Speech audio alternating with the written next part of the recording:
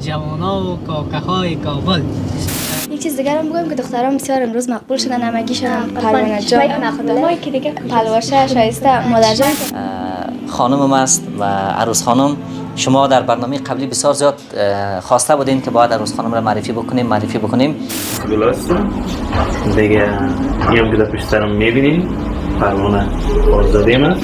من خو امروز میگم پسترین زمانه همین زمان است. کسی سری ناموس خود غیرت نداره، سری زن خود غیرت نداره، سری دختری خود غیرت نداره، سری دختری کاکا و ماما و خاله و عمه خود غیرت نداره. بنگی برالا نه تنها که جنایات میشه بلکه به انظار عام مردم و بی غیرت باز رونق میدی، باز ترغیب میگونی، باز تشویق میدی دیگرها را هم. من اون را بی غیرت و دیوس میگم. خود مشاهده میکنه، فیلم ها را میبینه. این پیغمبر صلی الله علیه وسلم پیش خبر داده. رسول الله نگفت که علم مرفوع میشه، قرآن و حدیث علمش نمی باشه و یثبت الجهل، جهل جا بجا میشه. چرا که علم از بین بره، جهل خامخواست. الله رحم بکنه. الله برای ما یک آیت گفته ولا تقربوا الزنا، به زنا نزدیک نشوی. کدام چیزی که سبب و ذریعه به زنا میشه شما نزدیک نشوی. راههایی که وصل میشه به زنا شما به اون نزدیک نشوی، به زنا نزدیک نشوی. انه کان فاحشة، بسیار بی‌حیایی است. نسبا مختلط میشه، غیرتا از بین میره، آلودگی زیاد میشه. پیغمبر اسلام تفصیل میکنه فالعینان، دو چشم زنا هما النظر، نظر کردن است.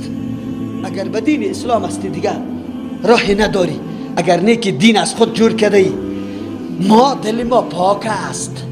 خب الله دلی تو را خبر نداره که امر برات میکنه. رسول اکرم صلی الله علیه وسلم نعوذ بالله دیوانه است که برای تو امر میکنه. یادتان باشه ای گپا سخت منافات با تعلیمات الله داره، با تعلیمات رسول الله داره.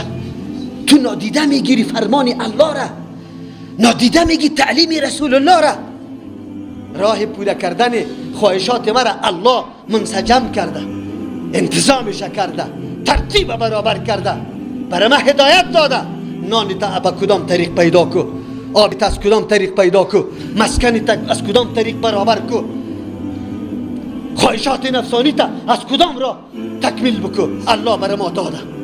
هر کسی که حکم الله را خوار بدانه، هر کسی که به اوامر الله نظری سبک بکنه، یادتان باشه قبل از اینکه در آخرت بره در دنیا هم الله او را ذلیل و خوار میسازه. این را یاد داشته باشه. دین از ما چی مطالبه میکنه؟